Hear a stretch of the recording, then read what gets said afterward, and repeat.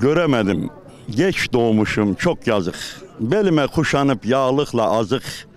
Bir türkü tutturup ben ezik ezik gidemedim yaylaların yoluna. Kavalım elimde çekip sürüyü, hiç gütmedim koyunlarla örüyü. Kışlalardan ben yürüyü gidemedim yaylaların yoluna. Ya da katarına deveyi düzüp, yükseklerden engin ovayı süzüp, o çamlı ardışlı belleri gezip, gidemedim yaylaların yoluna.